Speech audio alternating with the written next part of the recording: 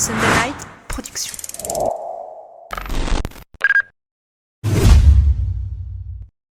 À l'Iron Café, l'émission de tous les passionnés de course à pied. Et aujourd'hui, nous allons nous intéresser à l'économie dans le monde du running. À qui profite le plus l'argent des coureurs? Est-il possible de vivre de la course à pied en France et combien peut-on gagner? Autant de zones d'ombre que nous allons essayer d'éclaircir. C'est parti. Bienvenue à l'Iron Café, votre émission qui traite de toute l'actualité running, trail, fitness, pour débattre et réfléchir entre passionnés de course à pied.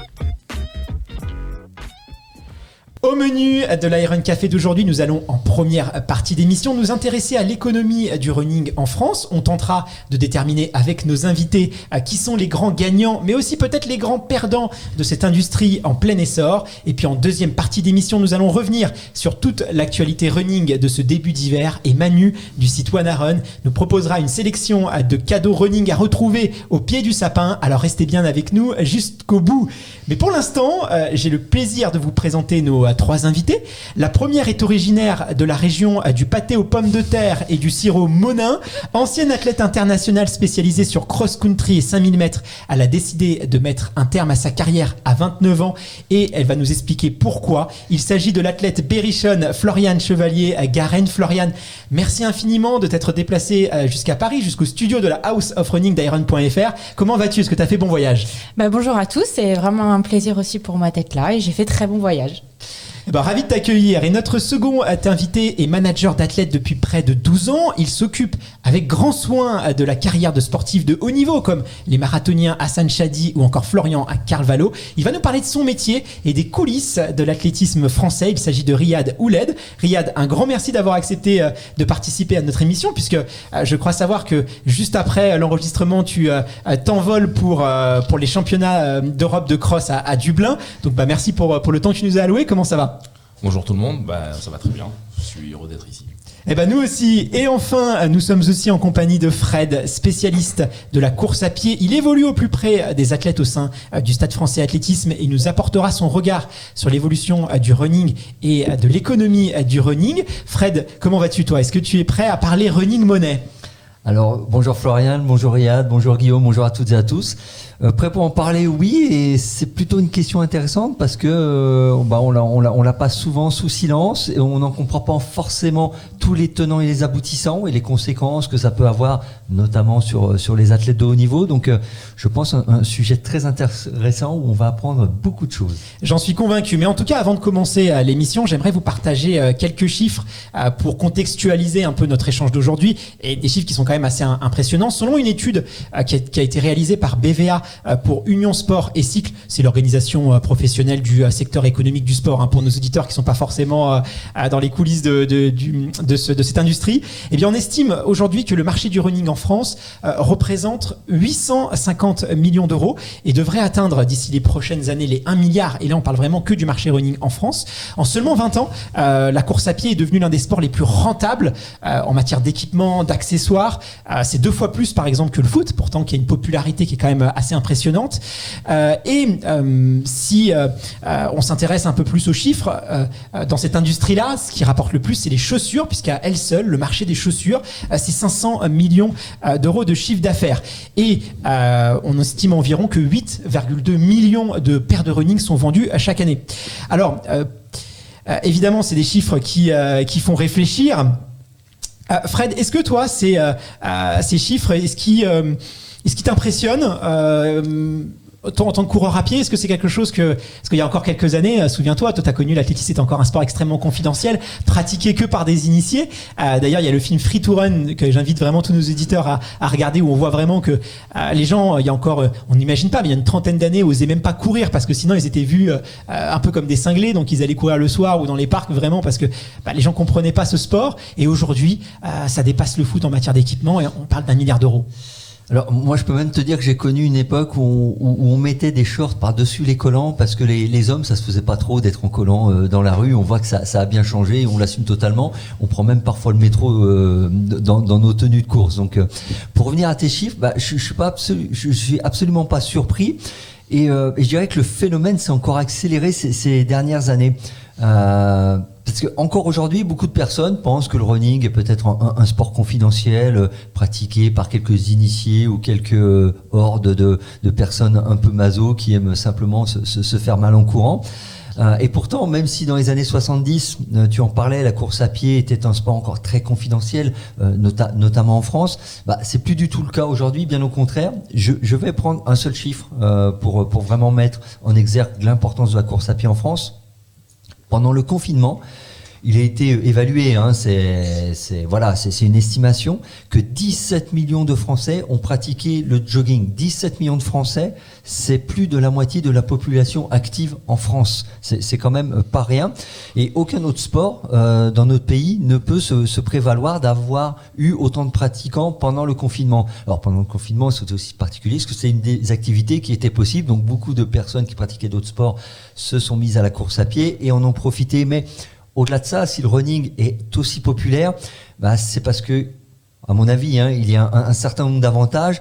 Et déjà, un des premiers, c'est qu'il ne nécessite aucune installation particulière. En fait, voilà, il suffit d'un trottoir, d'un chemin de forêt, d'un chemin en terre. Enfin, voilà, juste d'un endroit où on peut courir, une paire de baskets, tout le monde court pas au début avec des paires de baskets adaptées, voire même un short. Moi j'en connais un autour de cette table qui a commencé à courir avec des shorts de foot, donc comme quoi tout est possible, Guillaume. Donc voilà. Et en plus, je pense que les bienfaits de la course à pied sur notre santé physique et mentale sont importants et sont reconnus par l'ensemble des pratiquants, parce que même ceux qui n'aiment pas forcément courir le disent assez facilement et assez généralement. Voilà, ça me fait du bien. Une fois que j'ai couru, je me sens bien. Donc pour toutes ces raisons, je pense que le running a su conquérir le cœur des Français. Je le dirais vraiment comme ça. Et encore beaucoup d'avenir devant lui. Et ça, du coup, les industriels l'ont bien compris, parce que 17 millions de clients potentiels, ça fait rêver plus d'un entrepreneur. Mais c'est vrai que la force du running, finalement, c'est que c'est un sport qui offre beaucoup, en le pratiquant, qui offre beaucoup d'avantages. Il y a pas d'autres sports. Généralement, tu vas courir 1 heure. On dit souvent, tu vas courir avec tes problèmes, tu reviens avec des solutions. Je sais pas si c'est les endorphines, si c'est ce genre de choses, mais on se sent bien au niveau du bien-être, au niveau de la santé. Moi, quand je vais faire un match de basket avec mes copains, je me sens pas aussi bien qu'après un footing d'1 heure. Donc, les bénéfices de ce sport sont extrêmement importants. Et je pense que c'est aussi la raison pour laquelle, pendant le confinement, où les gens ont été moralement mis à très rude épreuve, ont ressenti ce besoin d'aller courir. Et à mon avis, à l'heure de la digitalisation, on le voit aujourd'hui, les sociétés, le télétravail s'est beaucoup développé, va encore beaucoup se développer. On va être 10 milliards d'êtres humains. Donc de toute façon, au niveau démographique, on pourra pas tous se transporter, et le télétravail va devenir évidemment l'une des solutions. Et le temps d'écran explose, ce genre de choses. Donc les enjeux de sédentarité sont extrêmement importants. On devient de plus en plus digital, mais on a besoin de cette connexion avec la nature. Donc évidemment, le marché du running intéresse de plus en plus de nouveaux acteurs, et on va le voir tout à l'heure. Et je pense que c'est très bien, parce que c'est du sport santé. Donc si ce sport peut aider les gens, moi j'en suis très content. Riyad, je me tourne maintenant vers toi. T'es agent sportif, c'est une profession qui est encore méconnue, voire un peu obscure, ou des fois pas forcément, je peux dire valorisante, mais qui peut avoir une certaine part de fantasme derrière. Du coup, est-ce que tu peux nous expliquer, en quoi consiste ton métier, et surtout comment est-ce que tu aides les athlètes, aussi bien sur le plan sportif, j'imagine, que sur le plan financier, même si tu es là pour négocier les contrats. Je pense que c'est aussi bien plus que ça. Alors oui, les agents, on a cette problématique, c'est qu'on a l'image de l'agent historique du joueur de foot, un petit peu mafieux, etc. Donc ça a été légiféré par la loi. On est agent de sportif quand on a une licence. On passe une licence avec le comité, le CNESF, avec un tronc commun. C'est un niveau d'un master. On passe un examen. Alors, il y a aussi cette ambiguïté entre être agent ou être manager.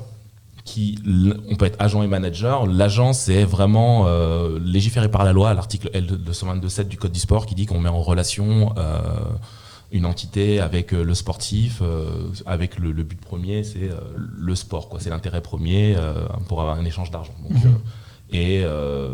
On n'a pas le droit, par exemple, de se rémunérer à plus de 10%, etc. Donc voilà, tout est légiféré, mais malheureusement, c'est légiféré transversalement. C'est pour tous les sports la même chose. Donc en fait, ils ont pris le foot et ils l'ont dupliqué sur tous les autres sports. Est-ce que 10% sur un contrat de Lionel Messi au PSG, on imagine que c'est pas pareil que, je sais pas, Jimmy Gressier qui va signer au club de Boulogne.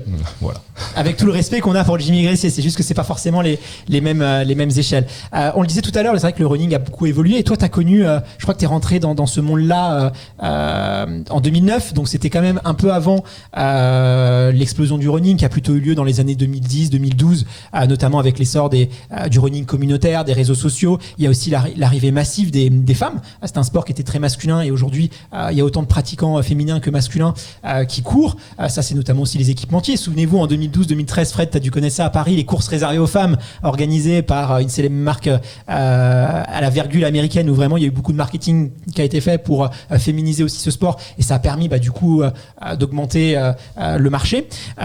Toi, en l'espace de toutes ces années, comment est-ce que tu as vécu cette popularisation de l'intérieur? Est-ce que tu as remarqué que le business a changé? Il y a eu des nouveaux enjeux avec les marques, les organisateurs de courses, ou finalement c'était assez fluide et assez progressif et t'as pas forcément noté un point de rupture? Non. Il y a effectivement, depuis ces 10 dernières années, il y a eu une forte évolution. On est passé à avoir des événements de masse qui se sont plus démocratisés avec une émancipation et donc beaucoup plus de personnes et un business qui était autour et qui était vraiment très différent. C'est paradoxal parce que avec l'émancipation et l'augmentation du running, on devrait voir que chronologiquement, on est une augmentation d'argent, des augmentations de primes, des revenus pour les sportifs, mais les primes d'antan des années 2010-2009 ne sont plus, par exemple, les primes d'arrivée ou de départ des sportifs qu'on a aujourd'hui. Il y a d'autres orientations. On a eu une orientation déjà qui était marketing et là on a une autre orientation qui est digitale où maintenant l'intérêt des sportifs sur les événements ou sur les équipementiers est, je veux pas dire tout autre que la performance. La performance reste vraiment centrale, mais c'est vraiment l'autre partie une partie visibilité qui est importante. Et du coup, Riyad, tu faisais référence à cette modification, notamment avec la digitalisation de la vie des athlètes. Est-ce que dans ton métier d'agent, du coup, tu intègres, une sorte de package d'accompagnement sur ce type de problématiques et t'es pas forcément plus là à juste gérer comme on a l'idée de l'agent qui est en train de chercher des courses avec les organisateurs, négocier les primes de départ, d'arrivée pour les athlètes. Est-ce que c'est beaucoup plus large du coup ce que tu proposes à l'athlète? Alors ça reste toujours le cœur de notre travail, mais voilà, moi j'ai une agence autour, ça crée des nouveaux métiers, du digital content, des gens qui accompagnent, créer du contenu, etc. Et aujourd'hui, c'est un cercle vicieux quoi. Plus on veut attirer, plus on doit marketer et scénariser et mettre en avant pour attirer des équipementiers. Alors, certaines marques, certains équipementiers, parce que nous, on travaille transversalement avec toutes les marques, il y en a une demi-douzaine, même un peu plus, qui vont orienter, qui vont donner les stratégies. On sait exactement ce qui va se passer les années donc sur les sportifs. Et donc, eux, en interne, ils travaillent sur leurs athlètes parce qu'ils achètent, entre guillemets, les droits de ces athlètes-là.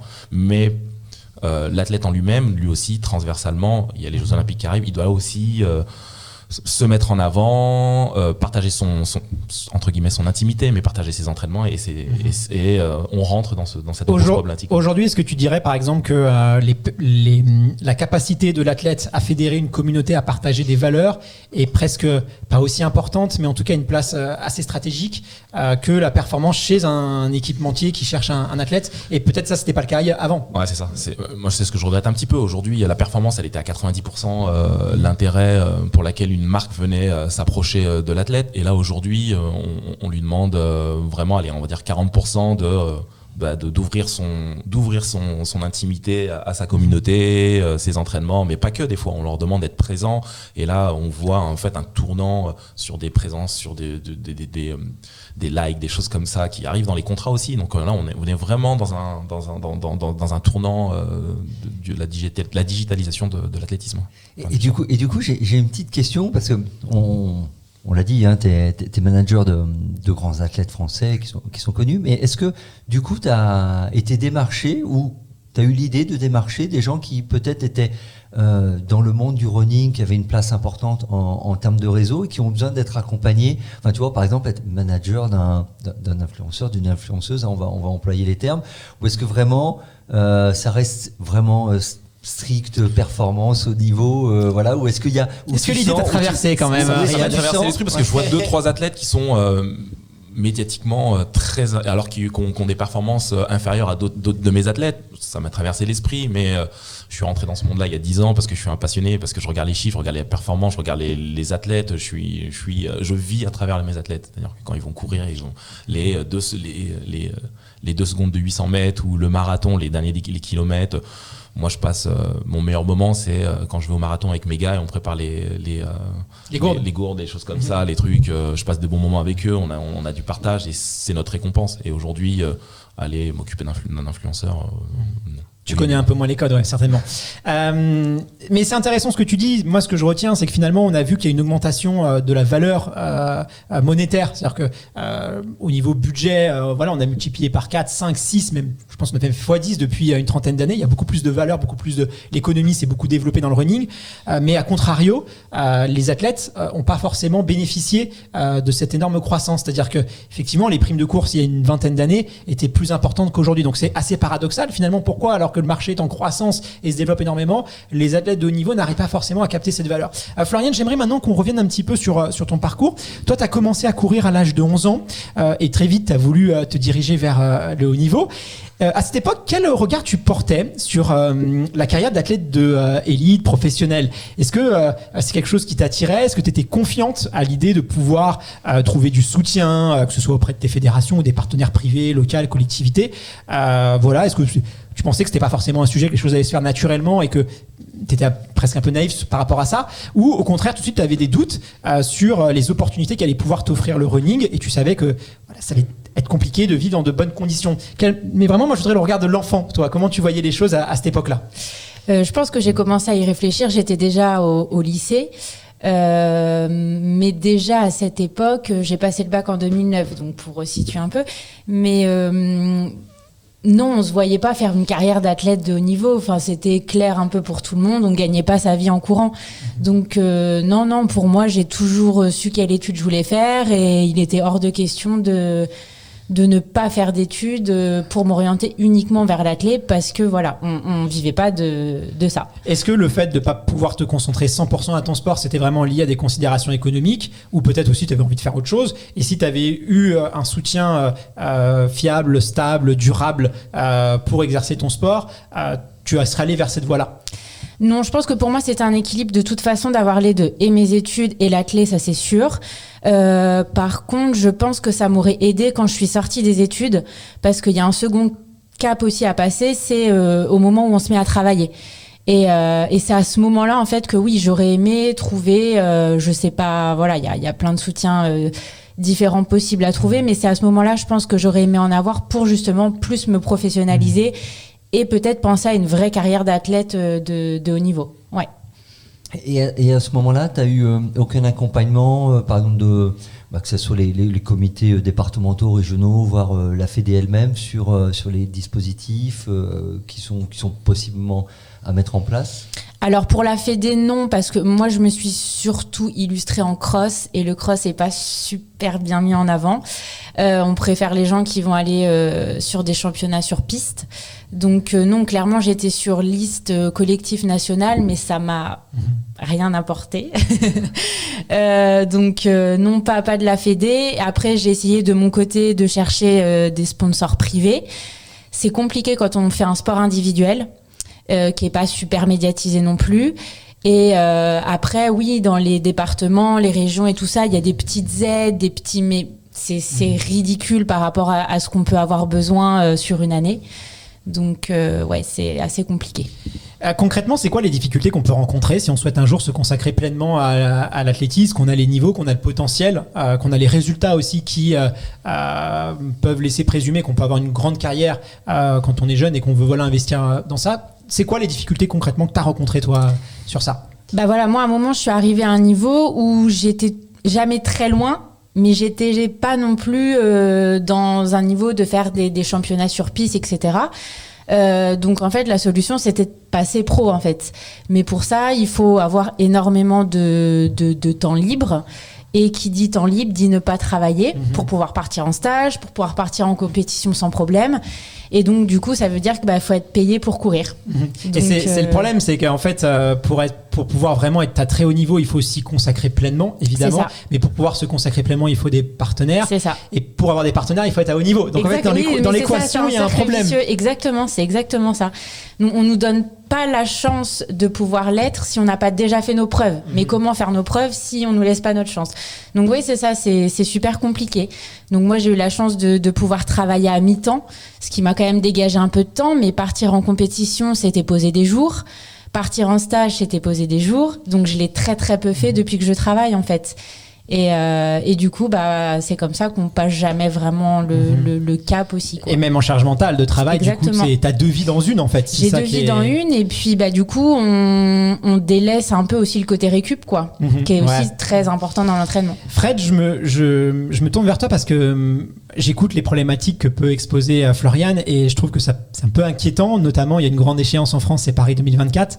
Et puis, on se souvient tous, en septembre dernier, Emmanuel Macron qui a convoqué tous les athlètes médaillés à l'Elysée et leur a mis un petit peu la pression. On va pas du tout mâcher nos mots. Voilà, il a dit qu'il va falloir faire beaucoup mieux en termes de médailles que ce qui a été fait à Tokyo. Mais d'un autre côté, il n'y avait pas forcément de solution. Il y avait des attentes. Il a eu le courage, avec beaucoup de franchise, de le dire. On peut lui reconnaître ça.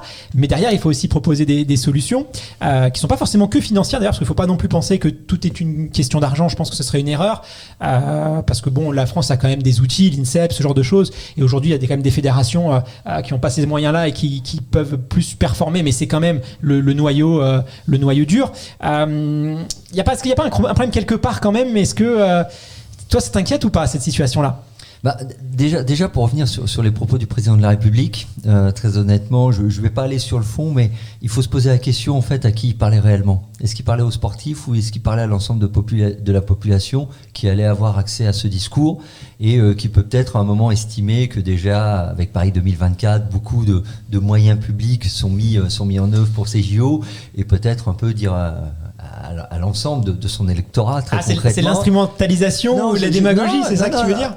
T'as le droit de le penser, on est là. J'irai pas si loin, mais je dirais savoir à qui il a donné. Est-ce que vraiment il pense que les athlètes français n'ont pas fait le job, ou est-ce que c'était une manière de dire on investit beaucoup et vis-à-vis de l'ensemble de la population, je vous demande et de peut-être dans des dynamiques politiques et électorales.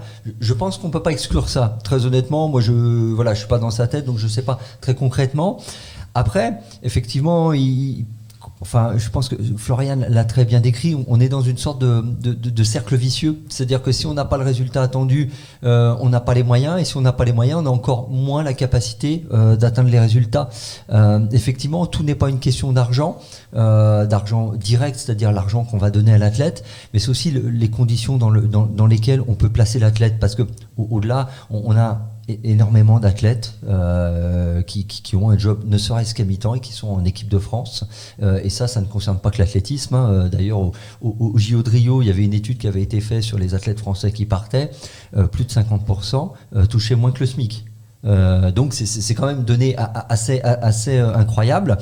Mais au-delà de l'argent qu'on pourrait donner directement, il y a toutes les conditions d'entraînement. C'est-à-dire que est-ce que l'athlète il a accès, par exemple, on parlait de récupération, à des kinés, à des dispositifs, des protocoles de soins, de récupération, sans qu'il débourse lui-même. C'est-à-dire que sans le payer directement, est-ce qu'on peut mettre à disposition des athlètes les infrastructures qui sont nécessaires à son entraînement, à sa récupération? Est-ce que pour s'entraîner, il y avait eu une polémique, notamment sur une de nos lanceuses de poids et de marteau à l'approche des dernières JO, qui était obligée de faire 80 km par jour pour aller s'entraîner sur une aire, parce que là où elle habitait, il n'y avait plus d'aire de lancer sécurisée. Donc, est-ce que déjà les athlètes sont mis dans les conditions où ils ont les infrastructures, ils ont les capacités de s'entraîner concrètement? Est-ce qu'on leur facilite l'accès à l'entraînement? Et l'entraînement, c'est mettre à disposition, je le disais, un kiné, mais ça peut être aussi mettre à disposition un diététicien, un préparateur mental, un préparateur physique. Toutes ces choses-là qui peuvent qui peuvent, je pense, faire l'objet, on va dire, d'une intervention fédérale pour le coup, puisque ça serait des moyens qui pourraient être mutualisés. Est-ce qu'ils sont vraiment mis à disposition ? Est-ce que la Fédé d'ailleurs, j'ai l'impression que non, mais voilà. C'est une bonne question. C'est vrai que il y a l'argent, mais il y a aussi vous faciliter l'accès aux soins, l'accès à la récupération, ce genre de choses. Est-ce que la Fédé justement vous donne ces outils qui sont pas forcément donner de l'argent directement, mais qui vous donnent les compétences pour exercer votre sport dans de bonnes conditions, ou ça se passe pas comme ça? Moi, je t'avoue que je connais pas la réponse. Je sais pas comment ça se passe à la Fédé. Parce que j'ai été listée, j'ai pu avoir accès à quelques petites choses à l'INSEP. Mais voilà, moi je vis pas à Paris, donc il faut aussi que je me déplace pour avoir accès à l'INSEP. Mais après, on a un suivi à faire médical au moins une fois par an, où là, il faut aller voir le diététicien, le cardiologue, etc. Donc moi enfin voilà, on sait qu'au moins une fois par an on passe par toutes ces cases-là, mais sinon clairement non, pour tout ce qui est préparation mentale, kiné, etc. Enfin moi je me suis débrouillée moi-même pour trouver des gens chez moi. Riyad, toi qui négocies les contrats pour les athlètes, concrètement, quelles sont leurs possibilités en termes de sources de revenus? Est-ce qu'ils vivent grâce au soutien des marques? Est-ce que c'est les primes de course? Est-ce que c'est les villes, les collectivités, la fédération? Voilà, aujourd'hui, moi, je suis un athlète, je viens de voir, j'ai 16-17 ans, je te dis que je veux vivre du sport. Qu'est-ce que tu me dis comme moyen de financement que je peux avoir? Alors, dans ton cas, s'il a 16-17 ans, je te dis déjà, il y a le double projet, il faut qu'il y ait une vie après l'athlétisme et on va suivre ton projet.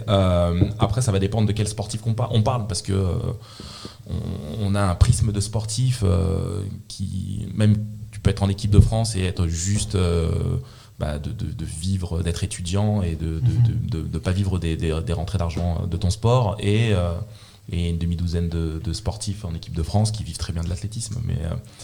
Et majoritairement, on a deux canaux, un canal privé puis un canal institutionnel. Le canal privé qui va être un équipementier plus ou moins qui te rentre du financier, et des partenaires privés qui sont dans le monde du sport et qui vont avoir des contrats financiers avec toi pour de la présentation, pour véhiculer des valeurs et une association d'image, quoi. Mais la première source de revenus aujourd'hui, est-ce que c'est l'équipementier? Donc c'est un Nike, un Adidas, un ASICS, on doit citer trois marques pour pas faire de pub.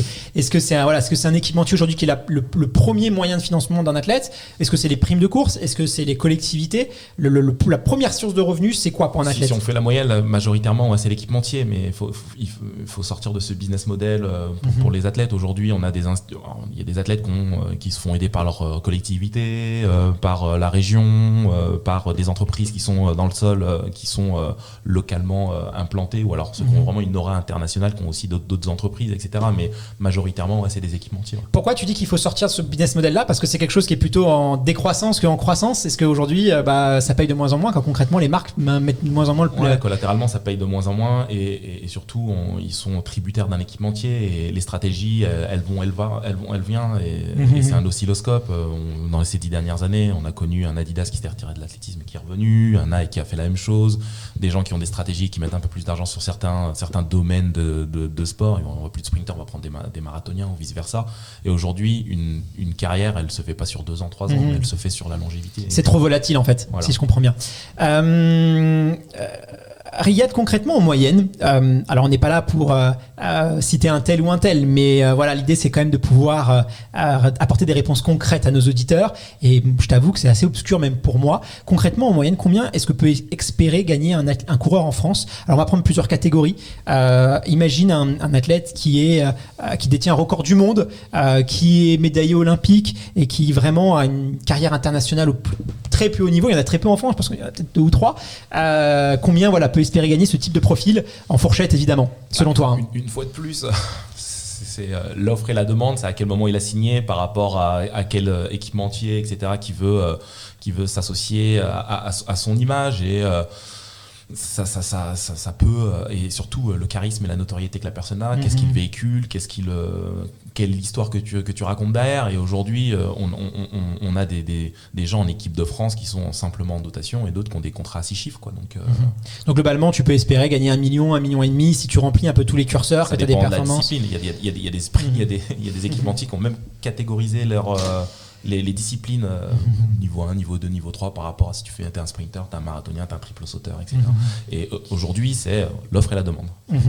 D'accord, mais concrètement, on est sur quelle échelle du coup? J'insiste un petit peu parce que voilà, on a dit qu'on donnait quelques chiffres. Non, on va se tenir. Hein. Sur un champion du monde, sur un recordman, c'est un contrat équipementier à 6 chiffres. D'accord. Et du coup, si on est un demi-fondeur avec qui commence à briller un petit peu en demi-fond. Il y a demi-fondeur et marathonien. Route ou sur la piste. Ouais, on va dire, c'est un peu particulier, mais globalement un bon fondeur et demi-fondeur français qui brille en France, a quelques résultats en Europe. Globalement, on peut espérer tirer combien de revenus? Peut-être qu'on a des futurs champions, tu vois, ils ont le droit de savoir aussi. Pas assez pour aller siroter un mojito sur une plage à la fin de la saison, mais non, ils sont, on va pas dire, ouais, ils ont des contrats qui vont des contrats à 5 chiffres. Donc on est sur 200 000, 500 000 euros à peu près pour le top français sur fond demi-fond à peu près dans ces eaux-là. Ah non. Non, on n'est pas sur du 6 chiffres, ça c'est une certitude quoi. Non. Vous êtes loin de. C'est vraiment malheureusement, hein, et d'autant plus avec les nouvelles technologies où maintenant on banalise la performance. On dit non, c'est les nouvelles chaussures, en 2h10 c'est facile, etc. Les années qui vont arriver vont être très dures pour les coureurs sur route, etc. Il faut multiplier les partenariats maintenant et pas avoir qu'un équipementier. C'est ça aussi, et du coup c'est aussi plus de travail parce que forcément si on a un partenaire qui nous sponsorise, d'ailleurs il attend aussi qu'on lui alloue un peu de temps, un peu de disponibilité pour mettre en avant ce partenariat, ce qui est tout à fait logique. Hein. On peut pas sponsoriser un athlète en disant tu fais le truc dans ton coin, je te donne juste l'argent et je te demande aucun compte. Ça c'était avant ça. Ça c'est juste le logo et c'est tout. Maintenant on demande des activations, on demande de la présence, on demande de raconter des histoires. Maintenant on lui demande de poster tant de choses, on lui envoie du contenu, tu postes, Florian, on l'a dit tout à l'heure, la popularité du running a aussi été portée par l'arrivée des réseaux sociaux. Toi, tu as 30 ans, donc t'es un peu comme de ma génération, c'est-à-dire qu'on n'a pas connu les réseaux sociaux quand on était ado, mais on les a vraiment vus arriver et puis on maîtrise bien les usages aussi parce qu'on est un peu dans la génération entre les deux. Du coup, toi, quel impact ça a eu sur ta carrière? Et quand je dis quel impact, je parle aussi positif et négatif. En tant que sportive, l'arrivée de ces réseaux sociaux et les attentes aussi que pouvaient avoir tes partenaires vis-à-vis de ça. Alors moi, je veux dire que c'était mieux avant. Non, clairement, je pense que tout ça, toute cette histoire de réseaux sociaux, de likes, de nombre de gens qui te suivent, d'histoires à raconter, moi, ça m'a un peu perdue et ça a fait partie aussi des raisons pour lesquelles je me retrouvais plus trop dans l'athlé là ces derniers temps. Je pense qu'au niveau aussi négatif, c'est qu'on est en permanence sur les réseaux à regarder ce que l'autre a fait, quel entraînement, quel machin. Et finalement, je pense que c'est aussi se mettre la pression sur tout ça. C'est aussi quand on est sur les réseaux, on fait pas autre chose non plus. Donc ça peut être aussi une perte de temps. Et clairement, quand on parle de sponsors, etc., aujourd'hui, comme disait Riyad, c'est plus vraiment la performance qui est mise en avant. C'est oui, non mais attends, t'as combien de followers, faut que tu me fasses tant de publications dans la semaine, faut que tu racontes quelque chose. Et moi, clairement, je me retrouvais pas trop là-dedans. Je n'avais pas forcément le temps de le faire non plus.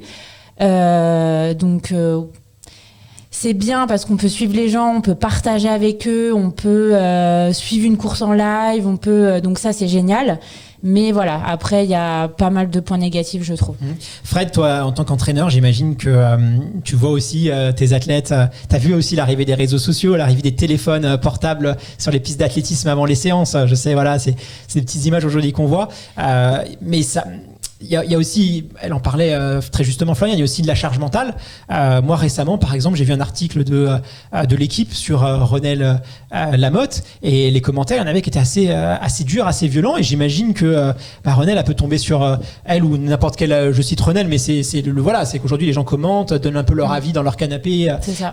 C'était un tel, il est fait, il est bien, il est pas bien, il est nul, c'est grâce aux chaussures ou ci ou ça. Ça peut aussi moralement être assez dur. Donc toi, quel regard tu portes? Est-ce que tu essayes de leur dire faites attention à ça, mais en même temps tu sais aussi, tu connais bien le monde du running, les enjeux autour de tout ça, tu sais aussi qu'ils ont besoin de cet outil-là, donc t'es un peu entre deux feux quoi. Ouais, je suis un peu entre deux feux, mais vu que moi je suis un peu vieux, c'est vraiment quelque chose avec lequel j'ai pas évolué. Peut-être, alors, je vais pas dire que j'ai du mal parce que je consulte les réseaux aussi, mais Mais comme tu le dis, c'est déjà le rapport que l'athlète, la personne va entretenir avec les réseaux. Est-ce que l'athlète a la capacité de ne pas regarder les commentaires? Parce que je pense que ça c'est vraiment important. C'est inhumain, t'es obligé de regarder. Voilà, comment ça va t'affecter? Parce que on est tous pareils, hein, et moi le premier, hein, ça nous arrive, hein, même si on a des communautés moins importantes que Renel par exemple, mais on peut avoir 100 bons commentaires et 2 négatifs qui vont être bien hard parce que c'est souvent le cas et on va s'arrêter sur ces 2-là. Et c'est vrai que c'est déstabilisant. C'est déstabilisant. Florian en parlait aussi, c'est de toujours être dessus pour tout partager. Alors moi, vraiment, là-dessus, je suis vraiment, entre guillemets, chiant avec mes athlètes. C'est que moi, je leur dis à la gueule, vous pouvez poster, vous dire aujourd'hui, je fais un run sympa, mais moi j'interdis entre guillemets qu'ils postent exactement ce qu'ils font parce que c'est mais parce que c'est ma mentalité, hein, je dis pas c'est pas genre on a des secrets qu'il faut pas divulguer, comme on s'entraîne, enfin voilà, ça on sait qu'il y a différentes méthodologies d'entraînement et donc j'ai pas la prétention de dire que j'ai la seule et unique bonne, ça se saurait, mais il faut toujours entretenir, je pense, un peu de mystère sur ce qu'on fait. Je vais prendre le foot, qui est pourtant un sport ultra médiatisé. Les entraîneurs donnent pas leur tactique. Tu sais pas. Ouais. T'as des entraînements qui sont ouverts au public, t'en as d'autres et à la presse, d'autres qui sont fermés, qui sont en huis clos, et c'est comme ça que ça se passe. Tu vas entre guillemets pas au combat parce que le sport de haut niveau, ça reste entre guillemets un combat. Hein, on se tue pas, mais voilà, t'y vas quand même pour être devant, pour être le premier, en donnant l'ensemble de tes stratégies, l'ensemble de tes armes. Et on en avait déjà discuté. Moi, j'ai déjà vu un certain nombre d'athlètes de haut niveau qui postaient des choses, et moi j'étais au même endroit où ils étaient lorsqu'ils les postaient, et c'est pas du tout ce qu'ils faisaient. Donc il y a une part d'intox assez importante, je pense, et que les autres vont regarder et dire oh pétard, celui-là il a fait ça aujourd'hui, oh là là, qu'est-ce que, enfin, ça fonctionne comme ça, il faut l'accepter, il faut le comprendre. Souvent ceux qui le font, c'est ceux qui sont le mieux entourés parce que voilà, ils ont aussi des gens qui travaillent pour eux pour ça, mais voilà, on revient un peu à la problématique de Florian, c'est qu'au début si tu es tout seul à devoir tout faire, bah c'est énergivore, quand on n'est pas forcément habitué à ça, bah ça prend encore plus de temps. Et savoir prendre du recul dessus, ouais, je pense que c'est important. Il y a la question de savoir prendre du recul et de se dire bon bah même si les commentaires c'est juste des... ça peut être un formidable outil, il faut pas le nier, parce que des athlètes peuvent aussi augmenter leur partenariat et leur aisance de pouvoir pratiquer le sport qu'ils aiment de manière vraiment considérable, je pense. Mais ça peut être aussi un terrible piège où le stress finalement du like, du nombre de followers va être encore plus important que finalement le stress de réussir sa compétition, ou alors va s'additionner, du coup à un moment ça fait beaucoup de charges pour l'athlète. Mais après, Riyad, c'est vrai qu'il y a des athlètes qui maîtrisent très bien. On parlait de Renel Lamotte. Renel Lamotte, typiquement, c'est quelqu'un qui est très présent sur les réseaux sociaux, qui communique beaucoup. Et je pense qu'aujourd'hui, ses équipementiers, ça a de la valeur, ce genre de choses. Jimmy Gressier aussi est assez présent. Et aussi Baptiste sur YouTube, un jeune coureur qui aujourd'hui arrive à bien partager sa passion. Et on voit qu'il est à l'aise avec ça et qu'il maîtrise très bien ses outils. D'autres qui comprennent pas forcément l'utilité. Les choses bougent, les choses sont en mutation. C'est vrai. Tout change autour de nous, on vieillit, on change, les sociétés changent, l'environnement change, le climat change, la vie est faite de changements, et le propre aussi d'un athlète, et on le sait, c'est sa capacité à s'adapter à ça. Il y en a qui vont prendre du plaisir à le faire et d'autres qui vont peut-être pas trouver de plaisir à ça. Est-ce que c'est une bonne chose, une mauvaise chose? Je sais pas, parce que c'est aussi un changement de culture. C'est aussi la course à pied, on l'a dit tout à l'heure, c'est un sport qui s'ouvre de plus en plus. On consomme pas en fait la course à pied, on pratique. Donc forcément, on a envie d'avoir des référents, des idoles qui sont capables de partager et de véhiculer l'émotion. Moi, je trouve qu'en fait, c'est assez cohérent tout ça, d'un point de vue pragmatique. Hein, je parle. Je sais que ça a des difficultés pour les athlètes et pour les sportifs, parce que évidemment, ils veulent se concentrer, c'est du temps passé et tout. Mais concrètement, si vous cherchez des soutiens auprès d'acteurs privés, les acteurs privés, forcément, ils vont regarder. C'est des entreprises, ils doivent faire des bénéfices, ils ont des enjeux business. Donc, c'est voilà. Après, ça pose une question de qui doit financer le sport. Mais clairement, oui, il y a des gagnants et des perdants. Toi, je sais pas après comment tu. Est-ce que par exemple, là, quand tu choisis de travailler avec un tel ou tel athlète, est-ce que du coup, c'est des choses qui rentrent en compte? Est-ce que c'est pas aussi chez Gérard National? Est-ce que tu auras peut-être dans 10 ans plus du tout ce problème avec les athlètes parce que ça sera ancré chez eux, ce sera natif? Non mais c'est indéniable. Les réseaux sociaux, c'est un outil formidable pour à la fois entretenir et donner un petit peu de nouvelles à sa communauté, etc. Mais vous regardez, vous regardez le nombre. Les jeunes vivent bien avec cet outil. Il y a des athlètes expérimentés. Vous avez cité Renel, Jimmy. Il y a Pascal Martino-Lagarde qui ils s'en servent très bien, très très bien, et ils montrent en fait. Je ne veux pas dire l'envers du décor, plus la partie émergée de l'iceberg, ce qu'il a envie de montrer, pas les blessures, le côté positif qui est très important et qui partage. Et aujourd'hui, on met le doigt sur le 21e siècle, sur nos problématiques. Donc oui, effectivement, la genèse, c'est de faire du sport et de faire de la performance, mais maintenant, on est aussi dans cette communication et cette association de valeurs et d'images. Et que les gens qui financent le sport veulent. Et donc du coup, on est... Alors, moi j'ai des athlètes qui me disent « mais j'ai pas envie, j'en fais, j'ai pas envie de sortir mon téléphone, je suis pas bien, j'ai pas envie de montrer ça, j'arrive pas, etc. » Et de très très bons athlètes. Si vous faites un état des lieux, vous verrez tout de suite, il y a des athlètes qu'on voit beaucoup moins sur les réseaux, il y en a qu'on n'ont pas du tout et qui sont le petit village... Mais je pense à PAB, Pierre-Ambroise Boss, typiquement, on a quand même un mec qui a été champion du monde, qui est très peu présent sur les réseaux sociaux. Je sais pas, enfin, moi, dernière nouvelle, il avait pas de partenaire. Et quelque part, je comprends... Enfin, partenaire équipementier, je parle. Je sais pas s'il a trouvé depuis... Il est chez qui maintenant? Clairement, il était passé chez Nike, chez Puma. Il verra avec son agent, mais il est quand même resté. Moi, je me souviens d'un meeting, cœur à prendre, où il cherchait un partenaire. Et tu dis, c'est quand même un champion du monde, tu vois, c'est quand même choquant. Mais quelque part, moi, je me mets à la place d'une marque. Si je sollicite un athlète, s'il crée aucun contenu et s'il met pas en avant mon partenariat, pourquoi je vais lui donner X euros, tu vois? Il faut aussi faire preuve d'empathie, de se dire, il y a quand même, enfin. Tu peux pas faire abstraction. Mais est-ce que tout doit passer par les réseaux? Athlète de haut niveau, c'est un métier, c'est un professionnel. Moi, dans mon métier, j'adore faire des émissions, mais j'aime pas faire de la comptabilité. Tu vois, c'est courir. C'est pas que courir. Je pense qu'aujourd'hui, c'est pas que courir. Et je pense que c'est ce que je reprochais un petit peu aussi au système, c'est que on est athlète de haut niveau, on est censé courir. Mais quand tu as un métier, tu peux pas faire que ce que tu aimes. Tu vois ce que je veux dire? Moi, je fais de la comptabilité, j'aime pas ça. Bien sûr, il y a toujours des avantages et des inconvénients, mais je suis désolé, je trouve qu'on demande beaucoup trop, et il y a peut-être pas que les réseaux, quoi. Je pense aussi que aujourd'hui l'athlète doit se poser des questions sur qu'est-ce qu'il a envie de faire, qu'est-ce qu'il aime faire, où est-ce qu'il est bon, où est-ce qu'il est à l'aise à faire, et qu'effectivement il doit chercher des leviers de financement en fonction de ses envies. Mais tu peux pas prétendre aujourd'hui, si tu n'aimes pas les réseaux sociaux, si tu n'aimes pas tout ça, tu peux pas en vouloir aux équipementiers. Ton rôle c'est de chercher d'autres leviers de financement, parce qu'en fait, en fait rien nous est dû, quoi. C'est pas parce qu'on est un athlète ou quoi que ce soit que les choses nous sont dues. Je pense qu'il y a aussi il faut être pragmatique, tu vois ce que je veux dire. C'est peut-être dur ce que je dis. Mais je pense que ce qui est dur pour les athlètes, et je rebondis un peu sur ce qu'on disait tout à l'heure, c'est que au détriment de la performance, les marques vont peut-être aller vers des personnes qui ont un niveau très simple. On va prendre un cas concret. On va prendre deux athlètes à performance égale. Il y en a un qui va... Je prends deux athlètes qui sont pas chez moi comme ça. Et deux athlètes que j'apprécie énormément. Jimmy Gressier, Hugo Hay.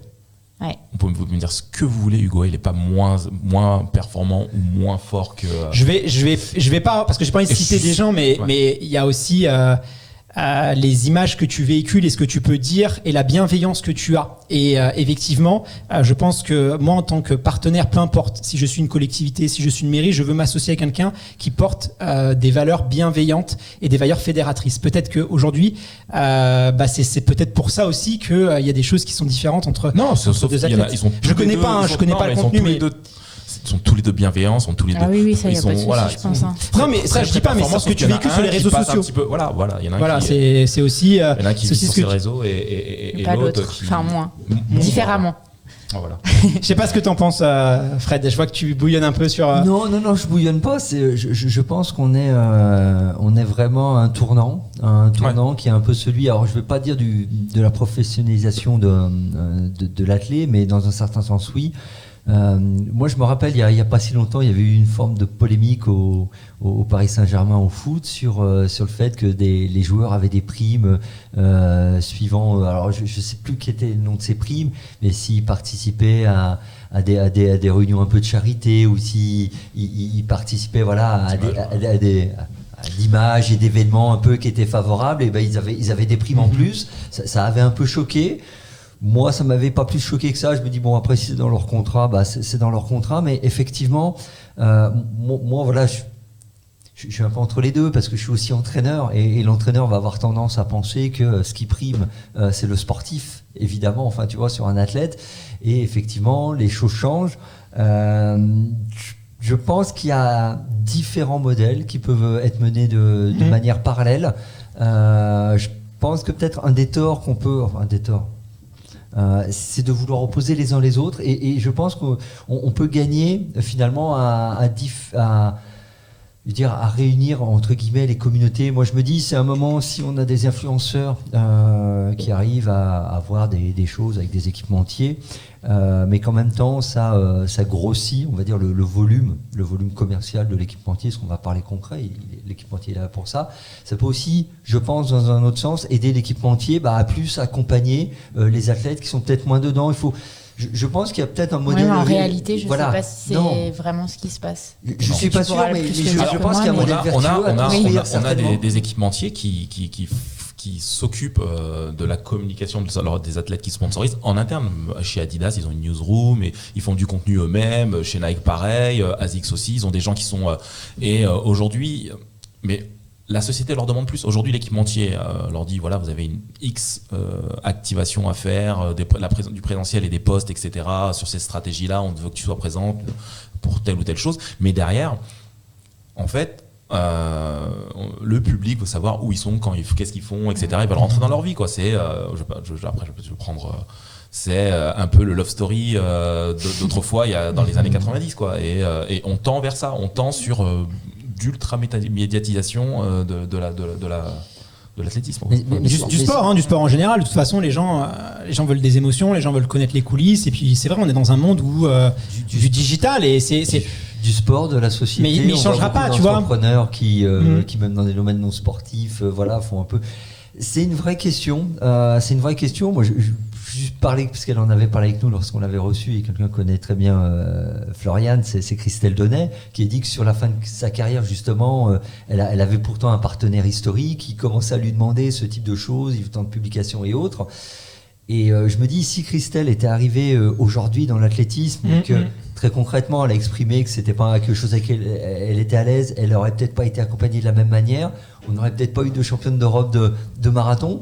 Et moi, voilà, en ma qualité de sportif pur, en tout cas, j'aurais trouvé ça dommage. Donc, je me dis toujours qu'effectivement, le modèle un peu idéal que je dépeignais n'existe peut-être pas encore, mais peut-être qu'il est à construire. Mais c'est ça qui est dramatique, c'est qu'effectivement, voilà, et de toute façon, intuitivement, je suis désolé, il y a des gens, ils sont pas neurologiquement construits pour être à l'aise devant la caméra. Il y a des gens pour qui c'est très simple, il y a des gens pour qui ça ne l'est pas. Donc on n'est pas armes égales par rapport à ça, mais c'est comme dans le sport, il y en a qui ont des prédispositions, il y en a qui n'en ont pas. Et finalement, c'est extrêmement injuste le sport. Finalement, c'est aussi ça la carte de niveau. Est-ce qu'il y a une part d'injustice qui est énorme? Et c'est comme pour les réseaux sociaux. C'est pas aujourd'hui qu'on découvre que le monde est injuste. Je suis d'accord avec toi, Fred. Je pense qu'il y a des synergies vraiment à trouver entre le grand public et l'athlète de haut niveau. Moi, si je suis une marque, j'ai besoin d'un athlète de haut niveau pour montrer la performance et la fiabilité de mes produits. J'ai besoin d'un athlète de haut niveau pour faire rêver et faire vivre des émotions fortes sur des grosses compétitions. J'ai besoin d'une personne qui est un coureur, un vrai coureur, qui va, moi en tant qu'individu, en tant que consommateur, qui va me parler, qui va montrer que ce qui va chez l'athlète de haut niveau est aussi adaptable et transférable sur un athlète. Donc je pense qu'il y a des synergies à trouver, c'est ce vers quoi il faut aller. Et on citait tout à l'heure certains athlètes. Moi, j'en sais un athlète de haut niveau qui insulte sur les réseaux sociaux des influenceurs. Après, je pense qu'il faut... Tu vois ce que je veux dire, c'est que si on crée une dualité ou si on rentre c'est la faute d'un tel, c'est machin, c'est ci, c'est ça, et les gens, on doit avoir confiance que tout est complémentaire et qu'il faut travailler ensemble. Et quand je parlais de bienveillance, je doute pas que ce soit le meilleur, mais c'est qu'il faut faire aussi attention à ce qu'on vécu parce que tôt ou tard, on a un retour de bâton. Et ce qui se dit aussi sur les réseaux sociaux, peut-être que tes partenaires ne le voient pas parce qu'ils passent à autre chose, mais ça peut te revenir aussi comme un boomerang. Et après, voilà, il y a c'est la synergie, la bienveillance, je pense, à trouver par rapport à ça. Je sais pas ce que t'en penses, mais... Non, mais après, vous mettez le doigt dessus, mais ça a un coût tout ça. C'est-à-dire qu'aujourd'hui, il y a l'équipementier qui va vouloir que l'athlète véhicule une telle image, etc. Et tout, si l'athlète n'est ni en capacité ou alors il ne veut pas simplement et tout, ça crée des nouveaux projets, des nouveaux boulots. Enfin, il y a des gens qui sont community managers, digital content, qui vont faire de la captation sur le contenu, qui vont faire des petits montages, qui vont poster 2-3 fois dans la semaine, qui vont montrer, vous mettez une ligne éditoriale, une stratégie, etc. C'est possible de faire des choses comme ça. Moi, je travaille dans une école aussi de management, Amos Sport Business School. On forme des gens qui font ce genre de boulot. Mais c'est un rapport financier. C'est-à-dire que aussi, les équipementiers, alors on n'a pas leurs chiffres, on ne sait pas exactement si vraiment, là on voit les nouvelles technologies vendent beaucoup plus de chaussures, tu l'as dit tout à l'heure, où il y a une forte augmentation ces 10 dernières années des ventes de produits sport. Mais collatéralement, on n'a pas ça sur les athlètes. S'ils avaient des contrats où ils pouvaient, entre guillemets, pas sous-traiter, mais s'adosser à des personnes qui payent pour être là au quotidien sur leur piste parce que c'est facile, hein, mais les athlètes, comme disait Florian, ils ne sont pas qu'à l'INSEP, hein, ils sont un peu partout dans la France. Mon athlète qui est à Poitiers ou autre pour faire du contenu, pour mettre des choses en place, c'est très difficile. C'est clair. Et j'aimerais comme qu'on revienne sur quelque chose que les gens n'ont pas forcément conscience, c'est la brutalité aussi et le côté un peu déshumanisant des contrats que peuvent avoir les athlètes. Je te donne un exemple pour être un peu plus clair. Presque un directeur marketing en Europe peut appuyer sur un bouton et dire on coupe les subventions et l'athlète du jour au lendemain va recevoir un mail en disant ton contrat on te le renouvelle plus. Sans que tu aies ce côté un petit peu humain de se dire attention, cette décision qui est prise dans un bureau à l'autre coin de l'Europe va avoir un impact considérable sur la vie de l'athlète, sur sa famille, sur ses proches, sur ses résultats. Et aujourd'hui, et on en discutait tout à l'heure un peu hors antenne, je voudrais revenir sur ça, presque du jour au lendemain, un athlète peut avoir ce genre de décision, ce genre d'email. Donc imaginez-vous, je parle à nos auditeurs, la pression que doit avoir aussi un athlète de savoir que du jour au lendemain, il est extrêmement dépendant d'un ou deux partenaires et ce partenaire-là lui donne très peu de visibilité, sauf si c'est très bien négocié dans les contrats, mais pas tout le monde a la chance d'avoir des contrats sur 3, 4, 5 ans. Il faut quand même avoir un certain niveau, je pense, pour avoir ce confort-là. Et du jour au lendemain, tout peut s'arrêter. Comment ça se passe concrètement ? On a vu aussi un célèbre équipementier, par exemple, qui s'est presque retiré, a gardé que quelques-uns athlètes et qui est extrêmement retiré. Comment ça se passe dans les coulisses, Riyad ? Ouais, c'est le stress des fins d'année. Généralement, c'est les Olympiades. Les contrats sont signés sur des Olympiades où au mois de décembre, on part sur la renégociation. Les stratégies, alors soit l'athlète a été blessé, soit les stratégies ont complètement changé. Vous avez vu, il y a 2 équipes, on peut en citer 2, hein, parce que pour créer un peu de parité, mais Adidas et Nike, les deux, ces 5 dernières années, ça a été un oscilloscope, un qui part de l'athlète, qui revient, vice versa chez Adidas ou chez Nike. Et aujourd'hui, les effets collatéraux sur les athlètes, ça fait mal parce que si un athlète est majoritairement dépendant de son équipementier et puis changement de stratégie à la fin de l'année, c'est fini, on va sur d'autres, ou alors t'as pas été aussi performant, ou alors il n'y a pas d'histoire à raconter sur toi, ou alors c'est la douche froide. Tu avais cette pression-là, toi, au quotidien, de savoir, tiens, si demain j'ai un partenaire qui s'arrête, est-ce que c'est des choses que tu as vécues, toi, Florian ? Non, pas du tout, parce que moi, j'ai toujours eu la chance déjà d'avoir au moins un club qui pouvait m'assurer les dépenses de trajets de compète, etc. Et après, j'ai eu quelques équipementiers, donc j'ai pas eu trop de soucis, même si j'ai un équipementier qui du jour au lendemain s'est arrêté sans trop prévenir, donc là c'est pareil, il faut compter sur. Et comment c'est passé concrètement ? Comment ça s'est passé ? Voilà, justement, il décide de s'arrêter. Est-ce qu'ils t'ont briefé 8 mois à l'avance en disant attention ? Non, pas spécialement. Et malheureusement, en fait, les gens avec qui on contacte, eux, n'y pouvaient rien, mais ça vient de tout en haut. Et un jour, on leur dit non, c'est terminé, ou on change d'axe, etc. Et les pauvres, ils n'ont pas le choix que de me dire que c'est fini, et un peu du jour au lendemain. Et t'es impuissant, quoi. Les bras m'en tombent. T'es impuissant, tu te débrouilles. Donc moi, j'ai eu pas mal de changes avec les clubs dans lesquels j'ai été. Mais après, moi qui ai toujours travaillé à côté, je savais que j'avais pas cette pression-là, en fait. Ça, là-dessus, ça allait. Fred, on l'a dit incontestablement, le marché du running est en pleine mutation, avec notamment tous les enjeux autour du sport santé. Et il y a une étude récente qui est sortie par OpinionWay qui disait qu'en 2022, 70% des Français voulaient faire plus de sport. Alors, les motivations, c'est pas forcément de battre son record sur marathon, semi-marathon ou exploser les chronos, c'est tout simplement me sentir mieux, me sentir en meilleure santé. Et on l'a dit tout à l'heure, c'est vrai que la course à pied a ce pouvoir-là. Du coup, comment est-ce que, Fred, les choses ont évolué? Je sais que toi, tu es un garçon assez curieux et que tu aimes bien observer un peu les différents acteurs, ceux qui rentrent, ceux qui ressortent. Et je te pose souvent plein de questions. Alors, tu as un petit peu travaillé, tu as analysé les nouveaux acteurs, les choses qui changeaient, les nouvelles entreprises aussi qui arrivaient. Et je crois que tu as découvert des trucs assez curieux. Est-ce que tu peux nous en dire un petit peu plus? Avec plaisir, mais déjà pour revenir sur ce que tu disais, incontestablement, le running est en train de se transformer. Alors depuis plusieurs années évidemment, hein, c'est pas depuis cette année et le confinement. Et on voit de plus en plus de coureurs, de coureuses qui s'intéressent avant tout aux bienfaits que leur sport leur procure, que ça soit bienfaits physiques, psychologiques, et pour qui la notion de performance finalement et de compétition est de moins en moins importante, voire quasiment inexistante. Je prendrai un chiffre, fin des années 70, début des années 80, le marathon de Paris, c'était une centaine d'arrivants, 119 pour le premier. Maintenant, c'est 50 000. Alors, on se doute bien que sur 50 000 arrivants, t'en as une très très très très très grande partie qui sont très loin de la performance. Sinon on serait peut-être le pays numéro 1 au marathon dans ce monde. Non, mais donc déjà ça c'est un chiffre, et évidemment du coup les équipementiers doivent s'adapter parce que sinon il y a le risque de voir de nouveaux arrivants. Moi je vais citer aussi une marque, c'est la marque de chaussures On Running, marque suisse basée à Zurich, et notamment dans laquelle Roger Federer a investi pour la petite histoire, et qui a fait son entrée à la bourse de New York avec une valorisation à 8 milliards de dollars.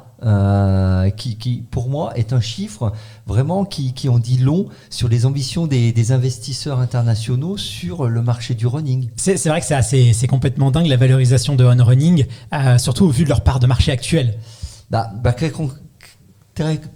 Très concrètement, hein, je suis connu pour cette phrase, très concrètement oui, mais il y a aussi un autre indicateur qui à mon sens est intéressant à analyser, c'est la mutation des compétitions sportives avec le développement des formats notamment de type Ironman, et surtout l'explosion du trail qui est une discipline où très concrètement le chrono est relégué au second niveau, voire au troisième, voire est totalement oublié au profit de l'expérience de course et du dépassement de soi.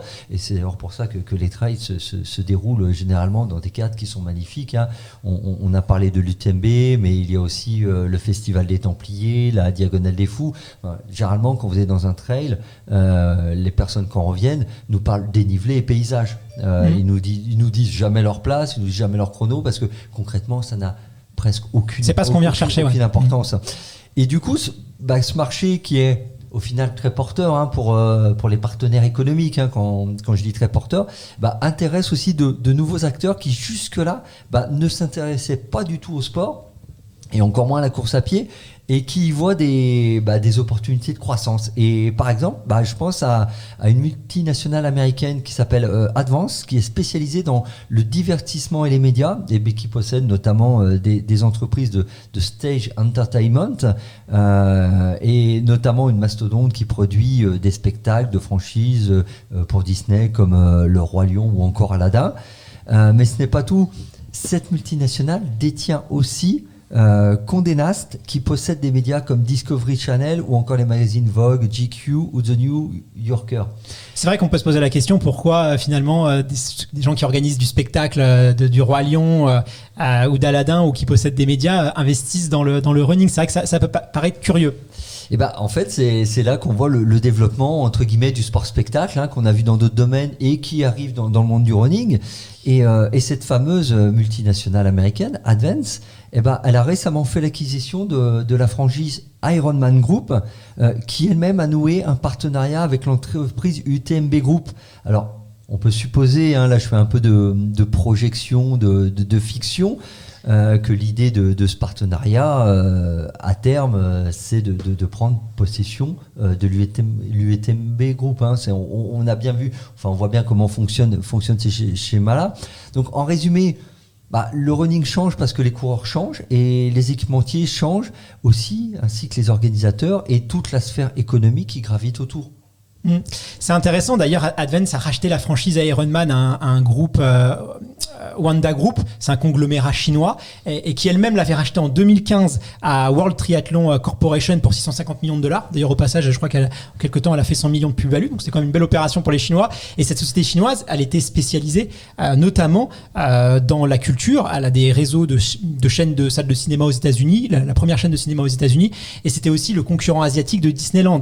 Ils faisaient des parcs d'attractions, donc c'était aussi on se rend compte que finalement ces entreprises du divertissement vont sur le sport parce qu'ils pensent qu'il y a un marché qui va grossir et que l'enjeu sport santé va être extrêmement important avec le télétravail, avec tous les enjeux de digitalisation. Et aujourd'hui quand tu participes à une compétition, c'est pas comme si tu vas à Disneyland, mais presque quoi. C'est-à-dire que tu veux vivre une expérience, tu veux c'est presque comparable à un parc d'attractions. Et du coup c'est pas si incohérent que ça le fait qu'ils investissent sur le trail et l'essor du trail. Florian, est-ce que toi ces genres de courses, l'Ironman, le trail, le côté un peu expérience, le côté tu vois dépassement de soi, aventure, avoir un peu moins la pression du chrono et vraiment revenir un peu à une course à pied assez intuitive, tu sais, je prends du plaisir, je remets ça au centre, je vis des choses. C'est quelque chose qui t'a attiré, le trail? Ça t'attire pas par exemple? Alors pas les trucs super longs de 80 km ou des trucs qu'on fait sur 3 jours, je pense que je ferai pas. mais pourquoi pas sur des distances beaucoup plus courtes. Moi qui ai toujours préféré la course nature et le cross, oui, je pense que ça pourrait me plaire, mais pour le plaisir du coup maintenant. Et justement, Florian, au moment où tu as pris la décision, on en a parlé, d'arrêter ta carrière, t'as pas un moment réfléchi à peut-être l'orienter différemment, ou ça a vraiment été le choix de dire j'arrête parce que je veux faire que ça, ou t'as quand même pesé le fait d'une orientation, on en parlait sur trail ou voire directement sur marathon, parce qu'on sait que voilà, c'est peut-être là que ça draine le plus de partenaires économiques? Oui, j'y ai pensé, notamment sur la route, surtout. C'est aussi pour ça que je me suis tournée vers Christelle Donnet qui m'a entraînée sur la fin, parce que je me voyais bien monter sur plus long. Mais clairement, je pense que mes limites mentales et physiques m'ont rattrapée, et c'est pour ça que j'ai décidé d'arrêter entre-temps. D'ailleurs, je sais pas si vous savez, mais on va rester un peu dans l'univers du trail parce que voilà, c'est aussi quelque chose qui est en plein essor et je pense qu'il fait partie aussi de la mutation de la course à pied. Il y a la jeune marque de running, jeune marque, ils ont déjà une vingtaine d'années derrière eux, mais c'est quand même un nouvel acteur entrant, c'est Oka One qui vient de signer, je sais pas si tu as vu passer l'info, mais sûrement Riyad, un accord avec l'UTMB Group pour devenir le nouveau partenaire de la course, en remplacement notamment de Columbia, je crois qu'il était partenaire juste avant ça. Alors la journaliste du Parisien, Sandra Mortorel, a enquêté et elle nous révèle dans Le Parisien que cette marque, tenez-vous bien, pour ce partenariat-là avec l'UTMB, dépense 3,5 millions d'euros par an. Et c'est un contrat qui l'engage sur 3 ans. Alors selon moi, je sais pas Riyad, mais pour moi on n'est pas loin des records, en tout cas en France, pour une course qui a lieu sur 3 territoires, mais c'est quand même une course française.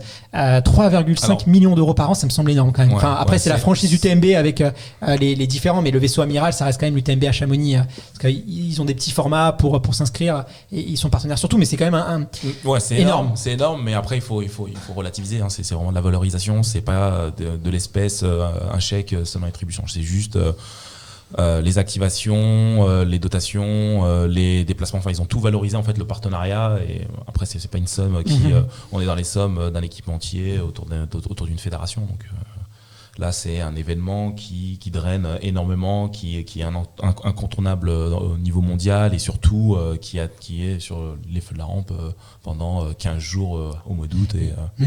Et en comparaison avec les grands marathons internationaux, on va peut-être même prendre le marathon de Paris, ou ces grands-là, vraiment ces grands événements populaires, est-ce que c'est du même ordre d'idée ou on est quand même un cran au-dessus? Sur les five majors qui ont un cahier des charges, on est sur un cran en plus, mais après c'est de l'ordre des partenariats qu'il y a sur après je connais pas les chiffres, etc., mais je pense qu'un ASICS, ce qu'il met en place sur le marathon de Paris, avec le marathon expo les 3 jours avant, puis toutes les activations qu'ils mettent en place les 3 mois avant, les 3 mois après, les sportifs, etc., on va pas être loin. En tout cas, ça rattrape, ça c'est inévitable. Est-ce que toi, t'entends aussi les équipementiers s'interroger sur le trail? Est-ce que t'es sollicité par exemple pour des profils de trailer? Comment toi tu vois les choses par rapport à cette explosion du trail en France? Il y a une explosion, on en parle depuis 3-4 ans. Moi, j'ai un athlète, Hassan Chadi, qui aime beaucoup. Il vient de la montagne, il est de là-bas, donc je pense qu'on le verra bientôt faire la bascule. Ah, ça c'est intéressant. Tu es en train de nous dire qu'Hassan Chadi va arriver sur trail. On sait pas. C'est une possibilité en tout cas. C'est une excuse. Moi, j'étais pas au courant en fait. Pour l'instant, il a un projet sur le marathon et à Paris 2024, faire des belles perfs, etc. Mais il s'émancipe, il s'éclate à suivre ses familles, ses amis dans les montagnes, etc. C'est un mec des montagnes, quoi. Donc, et du coup, un peu à l'instar d'un Florian Carvalho qui est passé du 1500. Avec ses cuisses, il a du potentiel sur trail. Qui est passé du 1500 au marathon. Est-ce que finalement, les routards classiques qu'on peut avoir, le fait de avoir une seconde partie de carrière, je vais le dire comme ça, et sans que ça soit péjoratif, une deuxième partie de carrière qui évolue vers le trail, ça te semble que faut pas mettre en place on a en place depuis des années ici en France où on dit la course sur route c'est la maison de retraite de l'athlétisme et je veux pas que ce soit le marathon, le trail qui est la maison de retraite du marathon. Aujourd'hui, pour moi, ce sont des sports totalement différents. Mais après, il y a mon ami Jean-Philippe Allaire là, qui avait le 20 km de Paris, aimait faire des trailers versus les coureurs sur route sur son 20 km. On voit en fait là, sur du plat la vitesse pure, la distance, quoi. Ils se rendent compte que des gars qui carburent à 20-21 km/h en performance, c'est beaucoup plus dur sur la route. Mais après, la stratégie, le trail, tout est... on voit un Florian Carvalho, 30e kilomètre au marathon de Paris, crampe, etc. Donc il y a des problèmes aussi, tout ce qui est hydratation, des choses comme ça, qui ont une importance beaucoup plus forte sur le trail. Et donc la bascule ne se fera pas automatiquement. Non, il y aura des gagnants, mais c'est comme sur ceux qui venaient de la piste et qui allaient sur marathon. C'est je pense très mal connaître le sport, de penser que si t'es bon sur 800, 10 km semi-marathon, tu vas être bon sur marathon ou tu vas être bon sur ultra trail. Déjà les qualités mentales, psychologiques et la gestion de l'effort, elle est très différente. Après, je pense quand même qu'il va y avoir, à mon avis, dans les années à venir, une migration. Tu auras de plus en plus de coureurs sur route qui vont aller vers le trail. Il y aura des gagnants, des perdants. Il y a les cartes qui vont être redistribuées, mais forcément avec la valeur qui arrive. Et puis c'est que c'est des courses qui sont très agréables à faire, donc ils vont attirer aussi du monde. Surtout qu'on aura peut-être des vocations qui vont être créées par une des stars de l'athlétisme actuel qui est Eliud Kipchoge. Oui, qui a dit qu'il voulait aller sur trail. Il l'a dit. J'ai vu récemment passer un post où il a dit finalement qu'à un moment il tenterait. Donc si lui réussit la bascule, et on peut penser que s'il s'aventure là-dedans, il la réussira. Qui sait, ça créera peut-être des vocations. Mais moi, je suis sûr qu'il va avoir un coup marketing de Nike sur l'ultra, le trail avec Kipchoge. J'en suis sûr, je les vois arriver gros comme une maison. Lui, il adore. Il a dit, je rêverais de courir à 100 km et il aime vraiment beaucoup courir. Après, je suis pas sûr quand même. Il y a des je sais pas si, mais je serais que le voir. Mais morphotype, je pense que ça va être compliqué face à des. Tu sais, c'est un athlète tellement exceptionnel que je dirais rien. Je préfère pas m'engager parce que. Non, mais après, on a aussi des athlètes, des marathoniens qui seront beaucoup plus forts. Bon, il y en a qui ont fait la bascule, course, des crosses, course en montagne, etc. et tout. Mais après, une fois de plus, on parle d'économie. L'économie du trail, elle y est sur l'organisation, elle y est pas sur les coureurs ou alors très peu sur la crème, quoi, des meilleurs trailers. Mais quand il y aura une économie beaucoup plus dense, et puis surtout quand on aura toute la population de l'Afrique de l'Est qui va se mettre à faire du trail, les cartes vont être redistribuées, ça c'est une certitude. Bon, on va suivre ça de très près. On va bientôt passer à la rubrique actualité. Florian, c'est quoi un peu la suite? Est-ce qu'on va te revoir un petit peu courir ou toi ça y est, t'as complètement rangé les chaussures et il faut plus te parler de course à pied? Non, on peut me parler de course à pied encore, il y a pas de souci. Pour le moment, je m'entretiens parce que j'aime toujours courir, mais je ne voulais plus faire de haut niveau. Donc je cours toujours. Je prends beaucoup de plaisir à partager, à prendre le temps de partager aussi avec les gens de mon club à Bourges. Je passe à temps plein au mois de janvier au boulot, donc je ne sais pas du tout quel temps j'attribuerai à l'athlé après et si je referai des compétitions.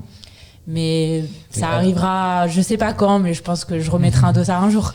Mais alors du coup, Floriane Chevalier-Garenne qui s'entretient, c'est quoi concrètement? C'est 2 entraînements par semaine ou c'est quand même un peu de piste, un peu de séances fractionnées? Ah non, alors pas de piste. Pas de piste. Non, là je suis suivant mon planning, je suis entre 2 et 4 fois par semaine. Voilà, une petite VMA dans la semaine, un footing long et puis 1 ou 2 footings en plus.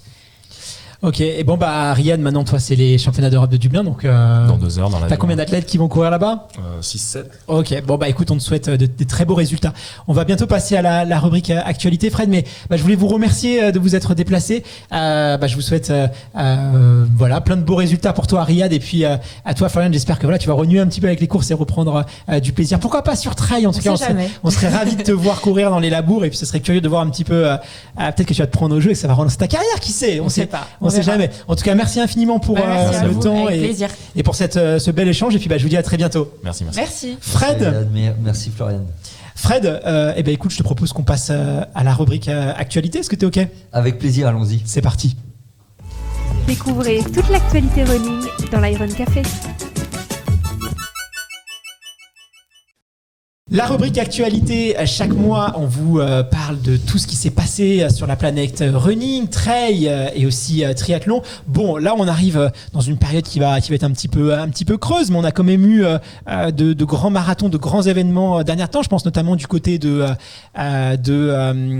l'Espagne, je crois, avec le marathon de Valence. Pas mal de Français présents. On nous prédisait peut-être un record de France, ce genre de choses. Qu'est-ce qui s'est passé? Est-ce qu'on a eu des performances énormes, Fred? Alors effectivement, marathon de Valence qui est devenu une destination privilégiée des marathoniens français et marathoniennes françaises de tout niveau, puisqu'il y a une délégation française qui est estimée à 4500 coureurs et coureuses quand même, ce qui en fait la première délégation étrangère sur ce marathon-là. Effectivement, Nicolas Navarro avait annoncé se rendre à Valence dans l'optique de battre le record de France de Benoît Z. Mais malheureusement, il a dû déclarer forfait à quelques jours de l'échéance pour une blessure qui n'est pas très grave, mais qui nécessite quand même un peu de repos. Et donc voilà, il souhaitait pas y aller. Mais Nicolas a quand même couru parce qu'il a accompagné sa compagne sur une partie du parcours. Il a fait un peu le pacer. Et voilà, et notamment Florian qui a signé un très beau 2h41. Alors du coup, ça me permet d'enchaîner un peu sur les résultats des Françaises. Il y avait les grands débuts sur marathon de Fadwa Ledem, et qui a réalisé 2h39, alors 2h38 57 pour être précis. Apparemment dans la difficulté, elle le dit elle-même que voilà, ça n'a pas été forcément facile tout le long. Et derrière on attendait aussi Fanny Pruvot qui n'a malheureusement pas terminé le marathon. Et c'est donc Florian et Anaïs Kemener qui sont en 2h41 toutes les deux. Donc voilà des chronos qui sont d'un bon niveau, des bons chronos français. Et du côté des Français hommes, on a eu un très beau chrono d'un ancien, on parlait de Florian Carvalho pendant l'émission, d'un ancien international français sur 800 mètres, qu'on avait reçu d'ailleurs, parce qu'il s'est aussi mis au triathlon, Jeff Lastonnet, et qui a fait un très beau 2h15. Donc voilà, un chrono exceptionnel. Et on va parler d'un autre Français qu'on a également reçu, Mohamed El Yamani, qui a battu le record de France du marathon M55 en 2h26, et troisième performance mondiale dans sa catégorie d'âge. Donc voilà, Momo a 57 ans, donc réaliser 2h26 sur marathon à cet âge-là, ça mérite tout le respect, et je pense que ça mérite qu'on le mette en avant également. Effectivement, c'est des belles performances, et notamment sur le marathon féminin. Ça faisait très longtemps qu'on n'avait pas vu de coureuse sous les 2h40, et puis même 2h41. Voilà, on voit qu'il y a quand même, on est quand même sur la bonne direction pour le marathon féminin. C'était un petit peu tristoun, et là on voit que ça commence on n'est pas encore peut-être aux attentes qu'on peut espérer pour Paris 2024, mais c'est sur la bonne voie en tout cas si on veut être optimiste. Effectivement, on voit de plus en plus de femmes qui se lancent et qui commencent à avoir des chronos intéressants. Là, on est très concrètement, pour ceux qui connaissent les classifications, sur des chronos de niveau N1, N2, donc il commence à avoir une petite densité. Je pense que le prochain marathon de Paris permettra aussi d'y voir un peu plus clair à ce niveau-là, ou en tout cas les marathons du printemps, parce qu'on nous annonce d'autres arrivées d'athlètes féminines. Liv Espel aussi, je crois, qui va arriver sur marathon. Donc à voir. Voilà, si ça semble suivre la dynamique qui a été, alors je veux pas dire lancée par les hommes, parce qu'il faudrait pas laisser croire que c'est parce que les hommes s'y sont mis que les athlètes féminines y vont aussi. Mais voilà, on sent qu'on peut avoir un nouveau vent sur le marathon français féminin. On est encore très loin des 2h24 de Christelle Donnet, donc voilà, il va falloir faire quand de même, la sortie longue. Voilà, de la sortie longue, de l'entraînement spé. Surtout on va pas non plus se le cacher, que la seule athlète qui avait réalisé moins de 2h30 ces derniers temps est actuellement empêtrée dans une affaire de dopage et de trafic. Donc très certainement, voilà. On garde espoir en tout cas, mais c'est très encourageant. Fred, comme on garde toujours le meilleur pour la fin, je te propose qu'on accueille sans plus attendre Manu du site Wanna Run. Alors tu sais que d'habitude il est avec nous en plateau, mais aujourd'hui exceptionnellement, quand on a un petit peu bousculé l'agenda d'enregistrement, il n'a pas pu venir. Manu, je sais pas si tu nous entends, comment ça va ? Salut Fred, salut Guillaume. Je suis très content d'être avec vous, malheureusement virtuellement, mais voilà, les contraintes professionnelles font que j'ai pas pu me libérer et venir sur Paris aujourd'hui. Aucun problème, tu sais que dans nos cœurs, tu es toujours présent. En plus, je crois savoir qu'aujourd'hui, tu vas nous proposer des idées cadeaux pour gâter tous les fans de running au pied du sapin. Je sais que Fred a les oreilles grandes ouvertes parce qu'il cherche justement une idée cadeau pour moi pour ce Noël. C'est bien ça, qu'est-ce que tu nous réserves, Manu, aujourd'hui ? Effectivement, alors j'ai fait une liste, ça reste très personnel, c'est des produits que j'ai testés cette année et puis qui m'ont bien plu. Donc vraiment, voilà, je voulais en partager avec les auditeurs pour que voilà, ils découvrent peut-être des choses sympas. Ok, impatient d'écouter ta liste de Noël. Et puis en plus, j'imagine que tu as prévu pour tous les budgets, même si je sais que Fred ne regarde pas la dépense quand il s'agit de me faire plaisir. Jamais pour te faire plaisir, Guillaume. Donc Manu, tu peux charger la note. Ouais, voilà, ça va de quinzaine d'euros jusqu'à un peu plus de 100 euros. Alors par quoi on commence, Manu ? Alors on va commencer par mon petit accessoire chouchou de cette année. J'ai fait mes 2 marathons avec. Donc c'est la ceinture Pulse Belt de Salomon. C'est une ceinture qui est un petit peu élastique, qui se met autour de la taille, qui va vous permettre de transporter des affaires. Donc ça va du téléphone, les clés, barre de céréales, et vous pouvez même aller jusqu'à mettre une flasque souple pour avoir à boire sur vous. Donc c'est vraiment super pratique. Moi, c'est vrai que quand on va à l'entraînement, quand on va faire une sortie, ça dépend. On a toujours le short, mais est-ce qu'il y a la bonne poche pour mettre les clés et tout ça ? Et puis si la poche est un peu trop grande, ça saute. Si on a une veste, pareil, ça fait du bruit. Moi, j'aime pas trop. Là, j'aime bien elle colle bien au corps. Et puis les clés sont bien bloquées, donc elles bougent pas. Et puis le téléphone rentre bien. 1, 2, 3 barres de céréales. Moi, j'arrive à mettre mon ravito de tout un marathon dessus, en dehors de la boisson, parce que là, ça fera un peu trop. Mais voilà, c'est vraiment... moi, je l'ai à tous les entraînements. Alors c'est une très bonne idée cadeau car même si ça peut paraître assez simple de trouver une petite pochette, moi j'en ai fait l'expérience durant ma prépa marathon puisque je cherchais une petite pochette pour pouvoir mettre mes gels, mes clés, un petit peu d'argent, des tickets de métro au cas où on sait jamais et c'était pas si simple parce qu'il fallait trouver quelque chose qui soit pas trop grossier, qui soit léger, qui cause pas d'irritation. Donc je vais regarder cette pochette là. Combien est-ce qu'elle coûte, Manu ? Elle coûte 30 euros. Top. Et ta deuxième idée cadeau alors ? Alors deuxième idée cadeau, alors là je voulais mettre en avant l'illustrateur Mathieu Forichon, que vous connaissez peut-être, qui a créé les petites illustrations qu'on appelle des bosses et des bulles. Et donc, ils ont sorti tout récemment des chaussettes illustrées, donc avec les petits dessins qui sont disponibles sur Internet et en bande dessinée. Donc, c'est fabriqué en collaboration avec BB Sport. Et c'est fabriqué en France, donc des chaussettes un peu rigolotes, un peu design, qui, moi, elles me plaisent beaucoup. Et puis, ça reste des bonnes chaussettes, hein, c'est des vraies chaussettes spécifiques pour le trail qui ont été faites par BV Sport. Donc, c'est fabriqué à Saint-Étienne, dans le centre de la France. Et voilà, donc il y a les anciennes collections qui sont encore disponibles, vous pouvez les trouver autour de 18 €. Et il y a des toutes nouvelles collections qui sont alors encore plus jolies. Je trouve qu'ils ont bien pris en compte le design d'une chaussette. Et puis, c'est encore mieux que la première collection. Et celle-là, elle se trouve, donc elles viennent de sortir, elle se trouve aux alentours de 22 €. 22 € pour une chaussette artistique Made in France, que demander de plus ? Est-ce que tu as autre chose dans ton sac, Manu ? Alors voilà, là j'ai une question pour vous deux. Est-ce que vous êtes plutôt slip, caleçon ou boxer ? Alors je sais que Fred apprécie particulièrement courir tout nu sous son mini-short de compétition, mais pour ma part, je te cache pas que je suis plutôt boxeur. Eh ben en fait, alors moi je vous propose de découvrir une marque qui s'appelle Sax. qui fait des boxers, mais des boxers vraiment, on va dire, améliorés pour le sport. Alors, c'est pas spécifique au running, hein, ça peut s'utiliser dans tous les sports. Moi qui fais des sports de combat et du judo, c'est vraiment super pratique parce qu'il y a un système qui s'appelle Ballpark. Donc, je vous explique pas ce que ça donne, mais en gros, c'est quelque chose qui permet un peu de maintenir beaucoup mieux les attributs masculins pendant le sport. C'est ça, on va dire comme ça. Donc, alors là, il y a, donc c'est vraiment, c'est respirant. Enfin, c'est vraiment tout ce qu'il faut pour le sport. C'est vraiment spécifique. Il y a quand même des designs assez sympas. Il y a des différentes longueurs hein, sur la cuisse, plus court ou plus long. Ça, c'est à vous de voir ce que vous préférez. Et sur Iron, on peut les trouver. Il y a des packs de 3 boxers à partir de 54 €. Donc ça fait, je sais plus, 18 €, je crois, quelque chose comme ça par boxer. Donc pour des boxers de qualité, c'est plutôt pas mal. Bon, je vais peut-être me laisser séduire par des sous-vêtements. Est-ce que tu as d'autres idées à nous proposer? Oui, alors là, je pars sur quelque chose, sur un livre un peu sportif. C'est le livre du youtubeur Major Mouvement que j'ai découvert, qui s'appelle 10 clés pour un corps en bonne santé.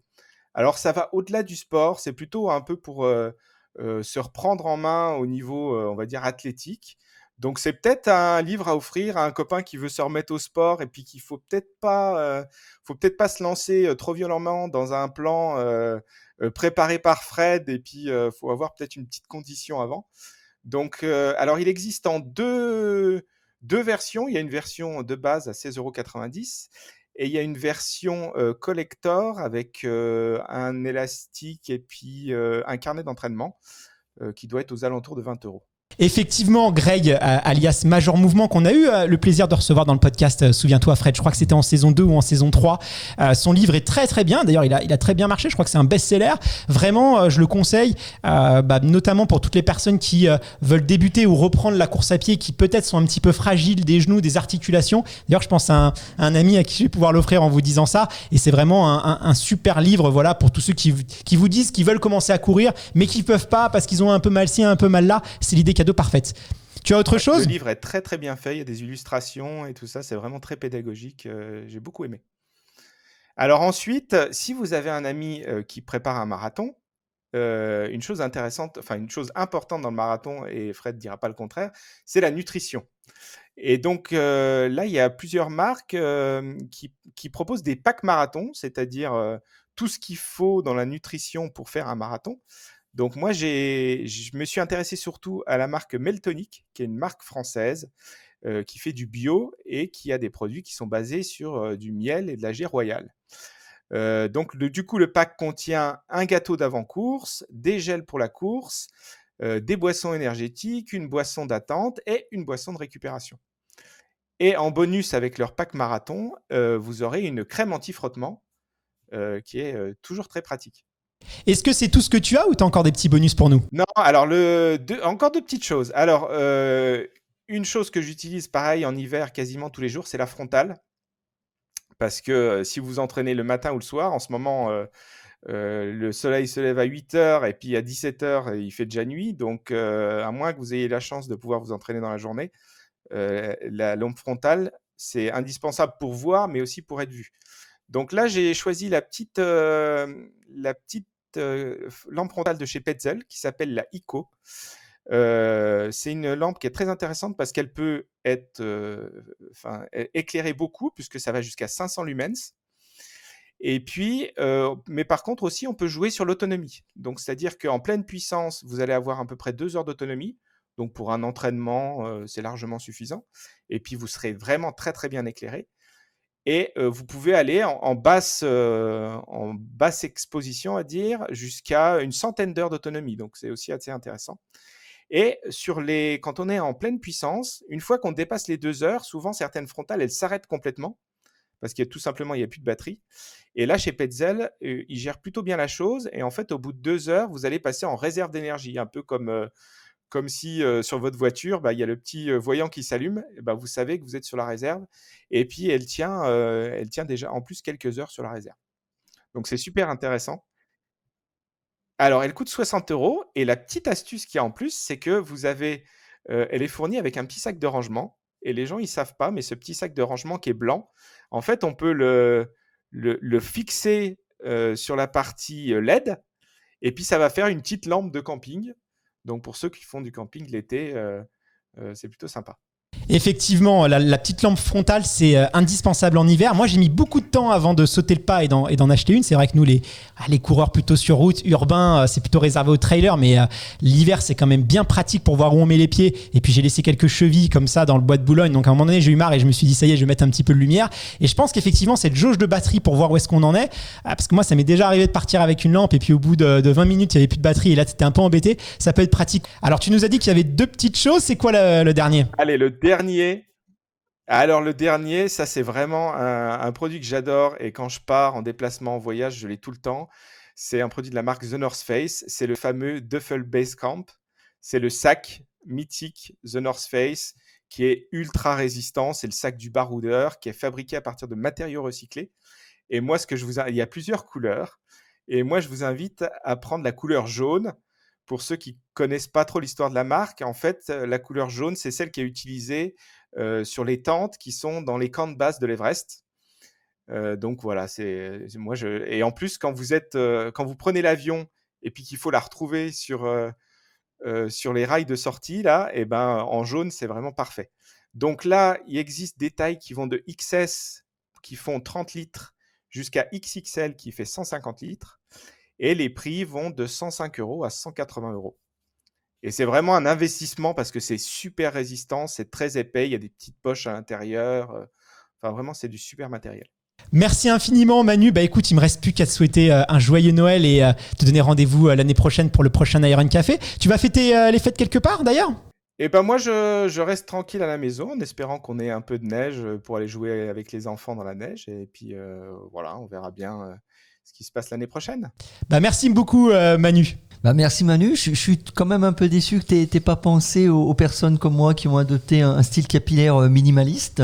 Donc je pense qu'il faudra y penser la prochaine fois. Bah, un petit bonnet pour pas que tu prennes froid du crâne, ça pourrait être pas mal. Je vais y penser pour le mettre au pied de ton sapin, Fred. À très vite. Merci beaucoup, à très vite. À bientôt. Cette émission vous a été proposée par Iron.fr, spécialiste running, trail et fitness sur Internet.